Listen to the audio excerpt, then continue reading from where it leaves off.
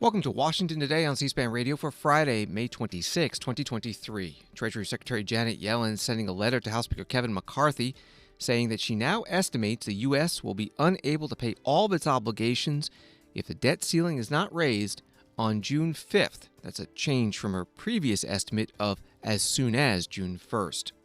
This comes as House Republican and White House negotiators continue to speak about progress towards reaching a deal to raise the debt ceiling, paired with spending cuts. But there are some sticking points, and when those will be worked out is not clear. One of the negotiators, Congressman Patrick McHenry, saying, "We've got to be in the closing hours because of the timeline. I don't know if it's the next day or 2 or 3, but it's got to come together." Coming up, we'll hear from lawmakers and speak with CQ Roll Call congressional reporter Lindsey McPherson. Defense Secretary Lloyd Austin telling the graduating class of the U.S. Naval Academy that they are ready to defend our democracy with honor, courage, and commitment as he talks about the importance of U.S. sea power. A Supreme Court decision this week narrows the definition of wetlands subject to EPA regulation. We'll talk about it with The Hill's legal affairs reporter, Zach Schoenfield. And First Lady Jill Biden praising the NCAA women's basketball national champions who visited the White House today. The men's champions also stopping by. And now to the debt ceiling. Treasury Secretary Janet Yellen sending a letter to the House and Senate Republican and Democratic leaders. It reads in part, based on the most recent available data, we now estimate that Treasury will have insufficient resources to satisfy the government's obligations if Congress has not raised or suspended the debt limit by June 5th. We will make more than $130 billion of scheduled payments in the first 2 days of June, including payments to veterans and Social Security and Medicare recipients. These payments will leave Treasury with an extremely low level of resources. During the week of June 5th, Treasury is scheduled to make an estimated $92 billion of payments and transfers, including a regularly scheduled quarterly adjustment that would result in an investment in the Social Security and Medicare trust funds of roughly $36 billion. Therefore, our projected resources would be inadequate to satisfy all of these obligations. Part of the letter sent from the Treasury Secretary Janet Yellen to the House Speaker Kevin McCarthy, the House Minority Leader Hakeem Jeffries, and in the Senate, the two leaders, the Majority Leader Democrat Chuck Schumer and the Minority Leader Republican Mitch McConnell. Meanwhile, talks continuing between negotiators for House Republicans and the White House on spending levels and other budget-related provisions that would accompany a debt ceiling increase. Speaker McCarthy telling reporters today there's been progress, but still more work to be done. I went on February 1st to see the president. I asked him that we could sit down. We can't get those 97 days back that he said he would never negotiate. We've only been able to negotiate for the last couple of weeks. We know it's a crunch time. We know it's not easy, but we're going to make sure we're not just trying to get an agreement. We're trying to get something that's worthy of the American people, that changes the trajectory. So we're going to work just as hard. We worked through the night last night. I thought we made progress yesterday. I want to make progress again today, and I want to be able to solve this problem. The House Speaker Kevin McCarthy, Republican from California, with reporters in the U.S. Capitol late morning Friday. He tweeted today, "Do you have an extra $800 lying around? That's how much more you owe as your share of the national debt since January 12th, when I first called on President Biden to negotiate. His delay has real consequences. His default would be even worse." The White House Press Secretary Karine Jean-Pierre quote tweeted the Speaker, adding, "The debt went up more than $20,000 per person during the Trump presidency." Congressman Patrick McHenry, Republican from North Carolina, is one of the House Republican negotiators who's been meeting with the White House negotiators on the debt ceiling and budget issues. He tweeted today, "We're fighting for the American people and House Republican priorities. It's past time to rein in Democrats' reckless spending and get our fiscal house in order. That's what Speaker McCarthy sent me to do."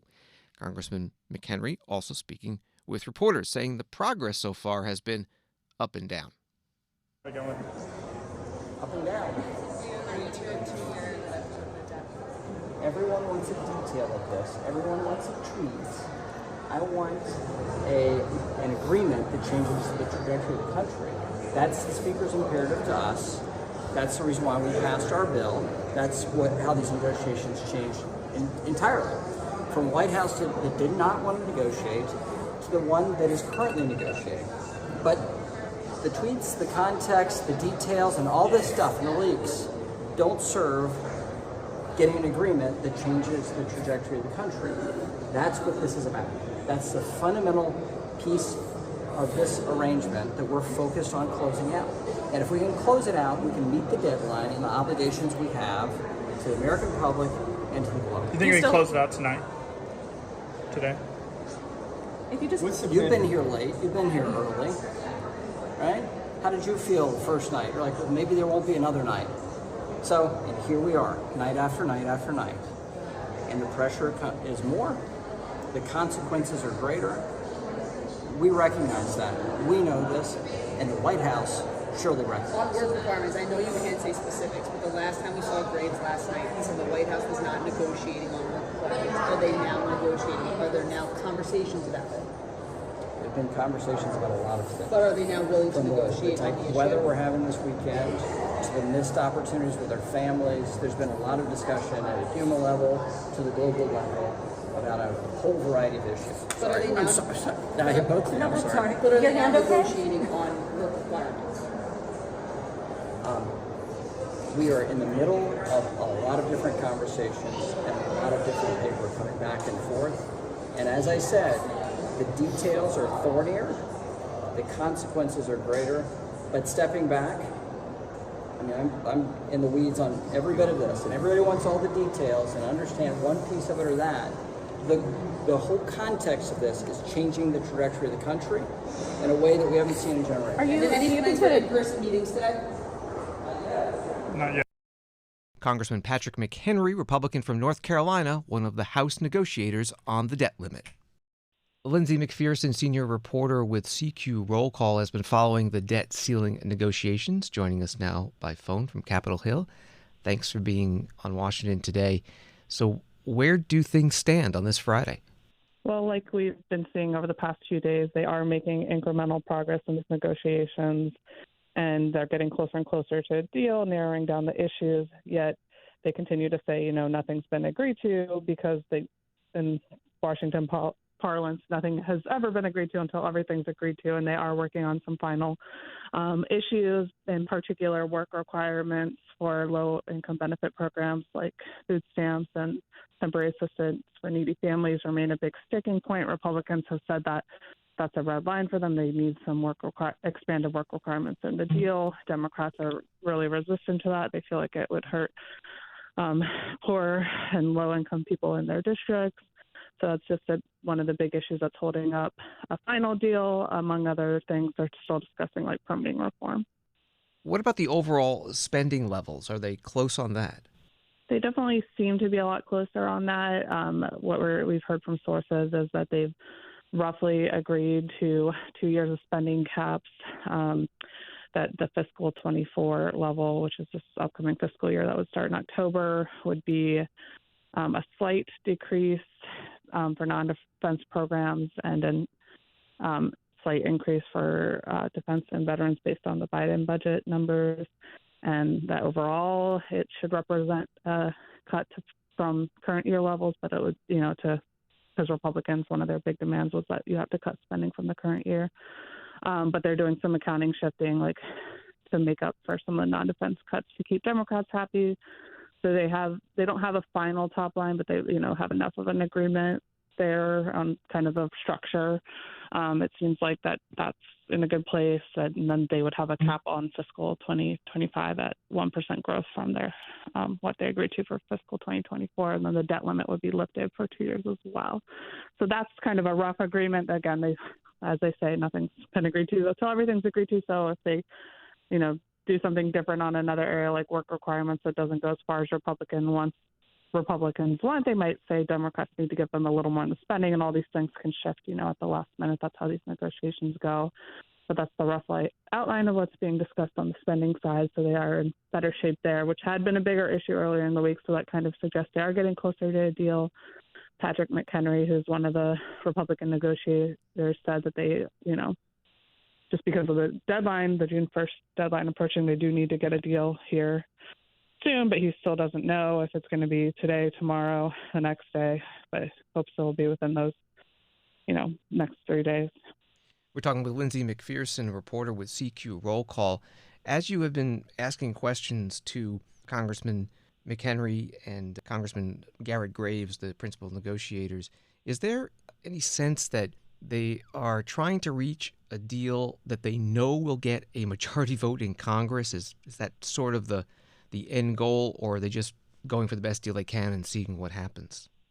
Well, you certainly have to have a majority vote of the House in total, but they also do want a deal that would get a majority of House Republicans. This has kind of been an unwritten rule of the House Republican Conference for a long time now that, it's not a good deal for them if they can't get a majority of their party to back it. And that's certainly a standard they're aiming for, because it would be pretty detrimental to Kevin McCarthy if he couldn't deliver a majority of his conference. He's in fact promised he would. So I think that's definitely a standard they want to adhere to. And have you been talking with other members of Congress reacting to whatever information they can get out of the negotiations? Yeah, yesterday before the lawmakers left town, there were a little less details than we just discussed, but based on the details that were available at that time, conservatives and the Freedom Caucus in particular were concerned about what they were hearing. A lot of the things they had in the House passed bill, like rolling back Biden's student loan forgiveness program, and some of the stuff they had on the clean energy tax credits from the Inflation Reduction Act to get rid of those, are all off the table at this point, and those were big priorities for conservatives. And in addition to the fact that they're looking at less spending caps and a bigger debt limit increase in the House bill, conservatives are pretty upset. But at the same time, the House Freedom Caucus never wanted to water down the House bill, and it wasn't realistic to say that the Senate was never going to pass the House bill as is. So I don't think their support is needed or expected, but as long as they can keep some of the more middle of the road conservatives on board, then they might be okay. At the same time, Democrats are not happy with the fact that work requirements remain on the table, and are obviously definitely looking to see where that goes. And some other things that they feel like permitting reform is still part of the discussions, and they worry about the environmental impacts of that. Those things they're watching to make sure it's a good deal for them in the end as well. Lindsey McPherson, a senior reporter with CQ Roll Call. Her stories at rollcall.com, and on Twitter, find her at Lindsey McPherson. Thank you very much. Thanks. Washington Post article noting about the debt limit. Congress sets a legal maximum on how much the Treasury Department can borrow to pay the government's bills, a limit known as the debt ceiling. Failure to raise the debt ceiling in time could put the federal government in default on its obligations, which economists warn could trigger a recession in the U.S. and a global financial crisis.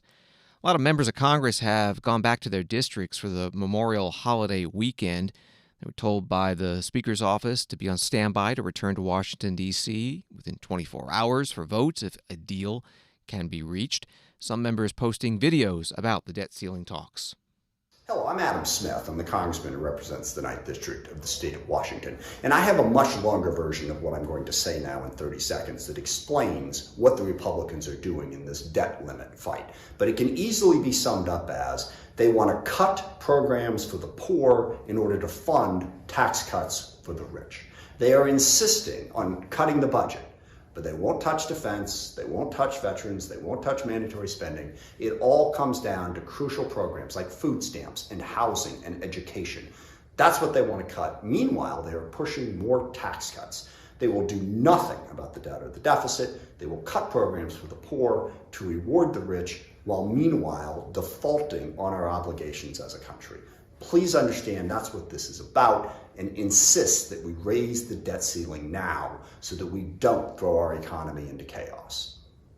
Congressman Adam Smith, Democrat from Washington, in a posted video. Also putting out a video produced with music and clips, Congressman Brian Mast, Republican from Florida.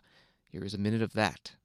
As House Republicans, we put our plan forward weeks ago. It's called the Limit, Save, Grow Act. It's the way to deal with the out-of-control spending while also ensuring the U.S. makes good on its promises. We passed a bill through the House of Representatives that said there are going to be these cuts that take place, And there will also be a raising of the debt limit, roughly $1.5 trillion. But rather than taking action and encouraging the Senate to pass our plan, or hell, even putting forward his own plan, the president spent his time vacationing in Delaware and jetting off to the G7, being in Japan. So to answer the question, how did we get here? The answer, Democrats. They need to get on board, make a commitment to stop borrowing from China in order to fund their woke wish list and ensure that the full faith and credit of the United States isn't called into question. Congressman Brian Mast, Republican from Florida, part of his video that he tweeted today. The House of Representatives next meets on Monday, 2 p.m. Eastern, in a pro forma session. No legislative business scheduled, but it is an opportunity, should there be a deal on the debt limit, to file the bill itself and start the process of bringing it up for a vote. The U.S. Treasury Deputy Secretary Wally Adeyemo saying today that there is no thought in the Biden administration being given to invoking the 14th Amendment to the Constitution to prevent a default on the nation's debt in case there is no deal from Congress and the White House. Wally Adeyemo was interviewed on CNN. Final question on the 14th Amendment. Both the President and Secretary Yellen have said legally it would be very challenging to invoke, especially at this point. But if there is no deal as we approach next Thursday, will the administration attempt to invoke the 14th Amendment? So you've heard the President and the Secretary. The 14th Amendment can't solve our challenges now. Ultimately, the only thing that can do that is Congress doing what it's done 78 other times, raising the debt limit.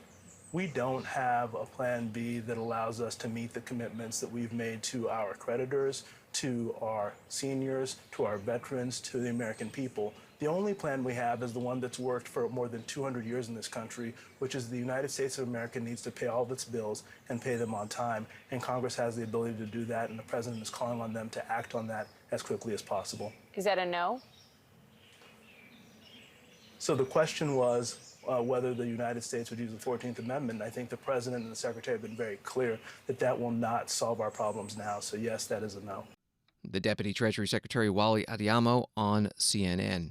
An article at CNN reads, some progressives have called for President Joe Biden to invoke the 14th Amendment, which says in part that the validity of the public debt of the United States shall not be questioned, but such an action would risk a constitutional crisis and swift legal action. The president has previously said he believes the federal government has the authority to do so, but that he doesn't consider invoking the 14th Amendment as an imminent solution. That from CNN. On Wall Street today, the Dow up 328, NASDAQ up 277, S&P up 54. From CNBC, this story, inflation stayed stubbornly high in April, potentially reinforcing the chances that interest rates could stay higher for longer. According to a gauge released Friday that the Federal Reserve follows closely, the Personal Consumption Expenditures Price Index, which measures a variety of goods and services and adjusts for changes in consumer behavior, rose 0.4% for the month, excluding food and energy costs, higher than the 0.3% Dow Jones estimate. On an annual basis, the gauge increased 4.7%. That's 0.1 percentage point higher than expected, the Commerce Department reported. That from CNBC. About 40 million Americans are expected to drive more than 50 miles this Memorial Day holiday weekend, according to AAA. That group also expects to rescue almost 500,000 stranded motorists. And about 3.5 million people will fly over the holiday. The Transportation Secretary Pete Buttigieg was interviewed today on CNBC. You know this is the big test this weekend. What are you most worried about? Well, look, we're watching the system closely because we're going to see some of the biggest volumes of traffic we've seen since before the pandemic. So far, so good. Matter of fact, yesterday, preliminary numbers suggest we did see the most passengers getting on airplanes that we've seen at any time since before COVID. And the system held up quite well. We saw less than 1% of flights canceled. But we do have some weather coming in. What I'm really looking for is resilience in the system. You can't control the weather, but when you do get weather in a certain part of the country or when an issue comes up, how quickly can the airlines recover? We pushed them a lot last year to build more resilience into the system, and we're seeing a lot of indications of that. And you know that you have the situation where you've got pilots been added, flight attendants who have been added. But we talked to Scott Kirby, CEO of United Airlines, not long ago, earlier this week. He said, look, we still need more air traffic controllers. And he's concerned that when you add in the potential for these fines that have been proposed for excessive delays, there could be a safety risk in the system. When you hear him say safety may be called into question, what's your reaction? Well, the idea that an airline can't operate safely while also compensating passengers if you get stuck by covering your hotel or giving you cash compensation, that makes no sense to me. I expect every airline to always put safety first. We require that, and it just does not add up to me that if an airline has to compensate a passenger when they screw up, that's somehow going to cause them to operate less safely. Now, what I do agree with him on is that we do need to grow our air traffic control workforce. We're doing that right now. We're hiring like crazy, and that's going to be important to continue building on in the years ahead. The Transportation Secretary Pete Buttigieg interviewed on CNBC on Memorial Day holiday weekend travel. Speaking of the holiday, this story from the Military Times, the Memorial Day Flowers Foundation is calling for volunteers to help place flowers at Arlington National Cemetery gravesites ahead of Memorial Day after a record week of donations left the organization with more flowers than available hands to distribute them. Just last week, the foundation announced donations for flowers had dried up, with just 80,000 flowers out of the 300,000 goal readily available. Now, following a week of record donations, those numbers are on target and then some. That from Military Times. Washington Today continues in a moment. When citizens are truly informed, our republic thrives. Get informed straight from the source. On C-SPAN. Unfiltered, unbiased, word for word. From the nation's capital to wherever you are. Because the opinion that matters the most is your own. This is what democracy looks like. C-SPAN, powered by cable. Listening to programs on C-SPAN through C-SPAN Radio just got easier.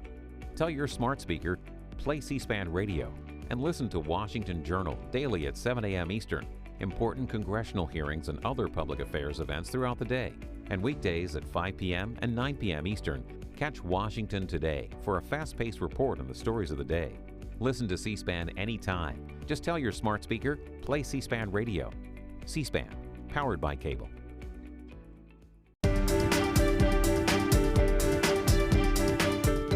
Welcome back to Washington Today, which you can get as a podcast wherever you find your podcasts and on the C-SPAN Now mobile app. Graduation and commissioning ceremony today at the U.S. Naval Academy in Annapolis, Maryland. 744 graduates commissioned as Navy ensigns, another 257 commissioned as second lieutenants in the Marine Corps. The commencement speaker was Defense Secretary Lloyd Austin, who began by continuing a tradition at these events. You know, I really appreciate the warm welcome today, especially for an old West Point guy like me. And as a former Service Academy cadet, it's a real pleasure to take care of this next piece of important business. And so in keeping with long-standing tradition, to all midshipmen serving restrictions for minor infractions, you are hereby absolved.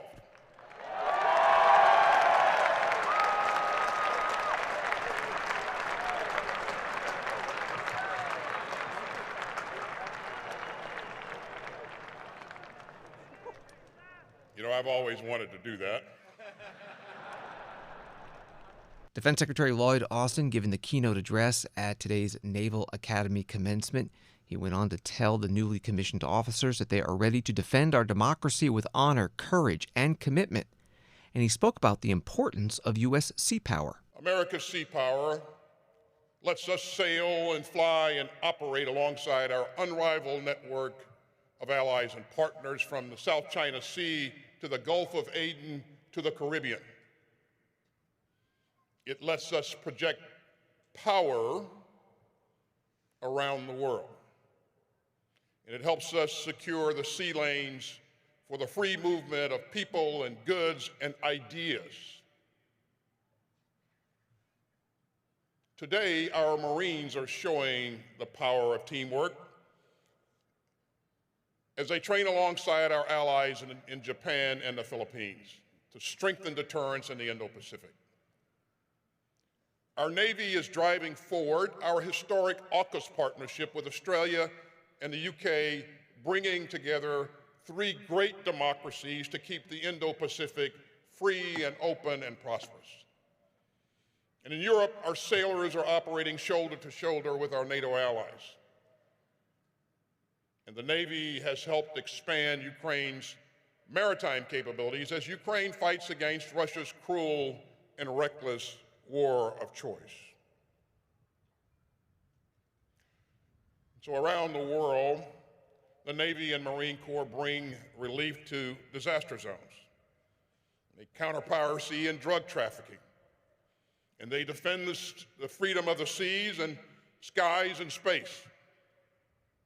And that's what American sea power lets us do. And ensigns and second lieutenants, that is your mission. And your leadership will be at the very heart of America's work to forge a more open and more peaceful 21st century. And you know, our competitors openly challenge that vision. They want to replace the hard-won post-war system of rules and rights with a lawless world of autocracy and aggression. But the American flag atop a U.S. Navy ship has long been the symbol of hope for a more free and secure world. So graduates, you will deploy forward. You will travel the globe to defend our democracy. And you will learn that the lifeblood of the rules-based international order is actually seawater. That's a big job, but you're up to it. Defense Secretary Lloyd Austin at the U.S. Naval Academy graduation ceremony today in Annapolis, Maryland. From usna.edu, since 1845, approximately 90,000 midshipmen have graduated from the Naval Academy, including the class of 2023. Since 1980, more than 6,400 women have graduated from the Academy. A Supreme Court decision this week in the case Sackett v. EPA sided with landowners in Idaho against the EPA in a dispute over defining what constitutes wetlands subject to regulation under the Clean Water Act. Coming up in a minute, we talk with a legal affairs reporter about this decision. First reaction from White House Press Secretary Karine Jean-Pierre on Thursday. The Supreme Court said in a ruling today that wetlands can only be regulated under the Clean Water Act if they have a, quote, continuous surface connection to a larger regulated body's water. Does the White House agree with this view? So a couple of things. I know that this decision was clearly made, as you just laid out today. So look, the way that we see it, it aims to, the court's decision today aims to take our country backwards. It will jeopardize the sources of clean drinking water for farmers, businesses, and millions of Americans. Look, the Clean Water Act is the reason why America's lakes today are swimmable, why we can fish in our streams and rivers, and why safe drinking water comes out of our taps. So it was passed, as we all know, by a bipartisan majority in Congress back in 1972, and has since been used by Republican and Democratic administrations alike to protect our nation's land and water. So our legal team, as you can imagine, as you all know, is carefully reviewing the decision, and we'll have more to say on this soon. But know this, that President Biden will use every legal authority available to him to ensure Americans in every state have clean water, and so clean water, and it not just clean, but also certainly safe to drink. So that is going to be our priority. White House Press Secretary Karine Jean-Pierre taking reporters' questions on Thursday. With more on the Supreme Court's decision this week in a case on the definition of a wetland, we're joined by Zach Schoenfeld, legal affairs reporter with The Hill. Welcome to Washington today. I want to read the first few lines of your article. The Supreme Court's major wetlands case on Thursday was technically unanimous, as all 9 justices ruled against the EPA. But beneath the surface of the Idaho landowners' win, the court's 3 liberals and conservative Justice Brett Kavanaugh joined to push back on how far the majority narrowed which wetlands are protected. Take it from there. Explain what was going on. That's right. On the surface level, it did seem that this was a unanimous decision. The Environmental Protection Agency got none of the justices on their side, all 9 justices ruling in favor of an Idaho couple, the Sacketts, who had been fighting with the EPA for more than a decade now. They had purchased a lot near Priest Lake, which is located in northern Idaho, and that they had hoped to build a home on this lot. So they began back more than a decade ago preparing to build their home by backfilling the lot with some dirt and rocks. But the EPA, back in 2007, had given them a notice to stop, saying that doing so violated the Clean Water Act, which was a key piece of legislation that Congress enacted about half a century ago that protects the nation's waterways from pollution. That set off now a more than decade-long legal battle. This is the second time, actually, at the Supreme Court. And now, in a decision, all 9 justices ruling in favor of the Sackett couple. But beneath the surface, as you were alluding to from that story, the Supreme Court justices split 5-4 on what test they believe should be used to decide whether a wetland should be protected. So conservative Justice Samuel Alito and 4 other conservatives on the court adopted quite a narrow definition. That is the definition that carried the day. But conservative Justice Brett Kavanaugh joining the court's 3 liberals in a more of an unusual lineup, still not going all the way of what the EPA wanted, but more so being in the middle, saying that Justice Alito's opinion was too narrow and will leave many acres of wetlands across the country unprotected. What does the Supreme Court's ruling mean for the revised Waters of the United States, or WOTUS rule, from the Biden administration, which was the subject of a bill in the Republican-led House Representatives to try to overturn it?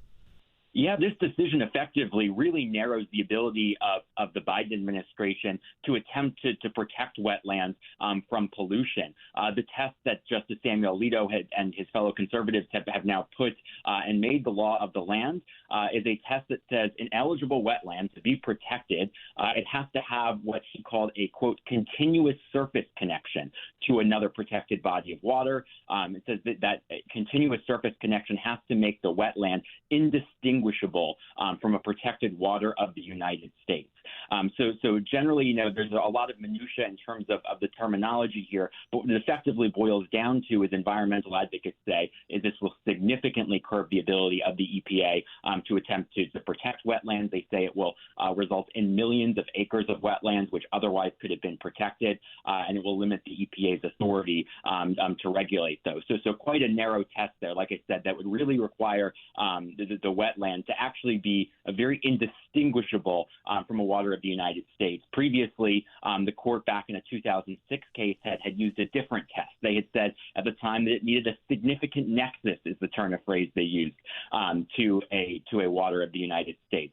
That was a definition that effectively allowed a lot more wetlands to be protected. It didn't have to be, completely right next to adjoining to a protected water. But now, once again, this new definition is quite narrow, environmental advocates saying.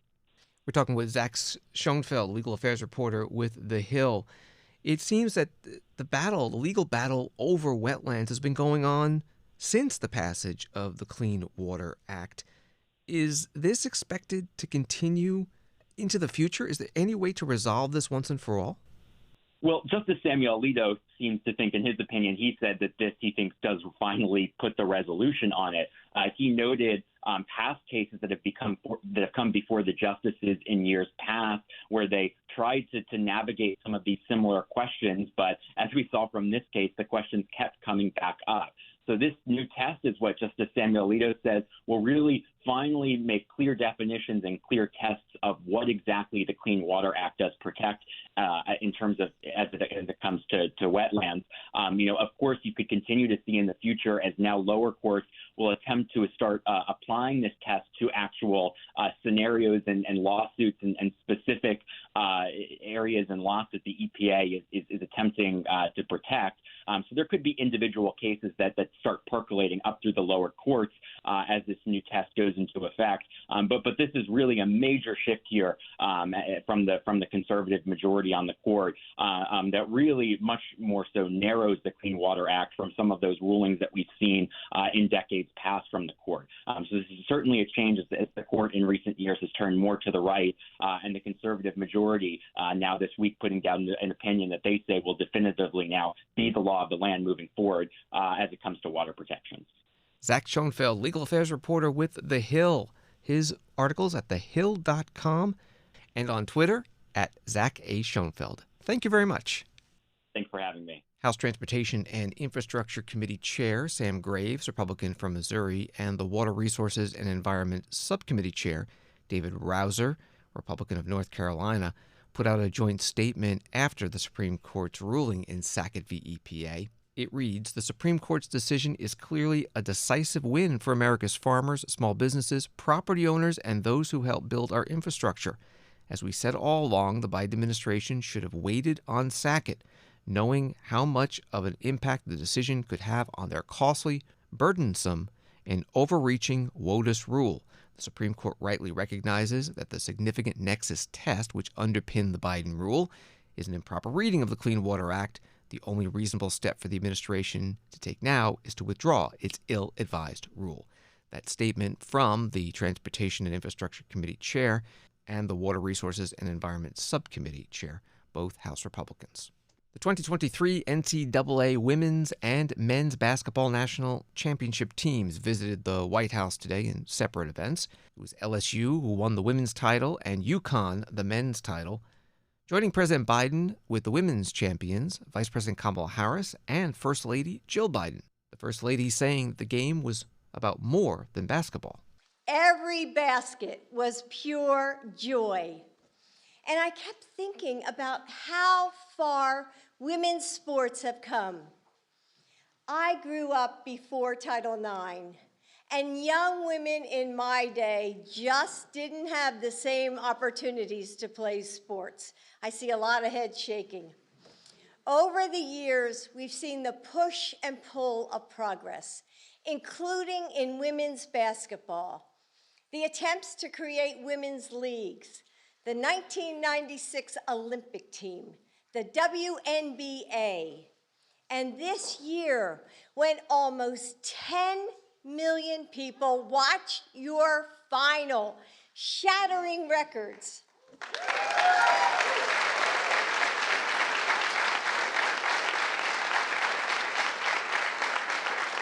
We've made so much progress, and we still have more work to do. Your game was everything I love about sports. A team at the top of its game, refusing to let anything stand in your way.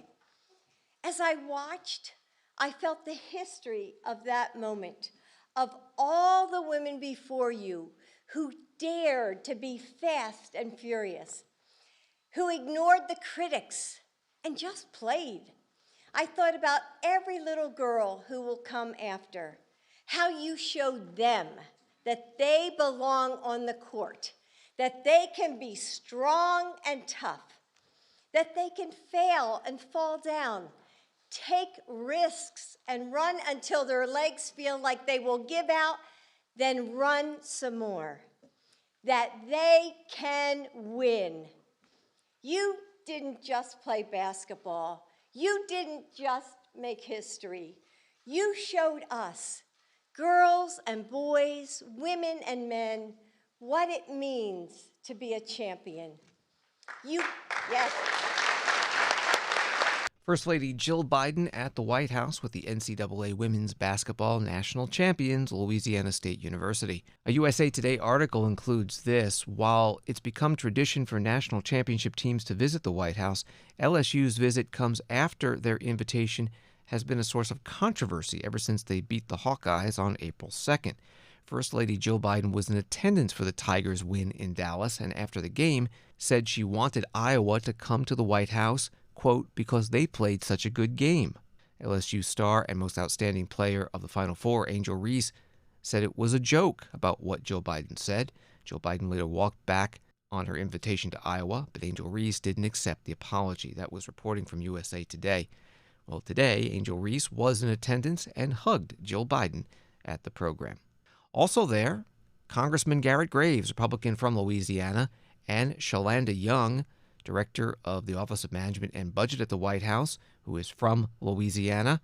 They are part of the White House and House Republican negotiating teams over raising the debt ceiling to avoid a default as early as next week. Thanks for listening to Washington Today. Sign up for C-SPAN's evening newsletter word for word to get the stories Washington is talking about sent to your inbox every day. Subscribe at c-span.org/connect. Have a good night and weekend, and a reminder that Washington Today will not air on Monday, Memorial Day. We're back Tuesday, 5 p.m. and 9 p.m. Eastern.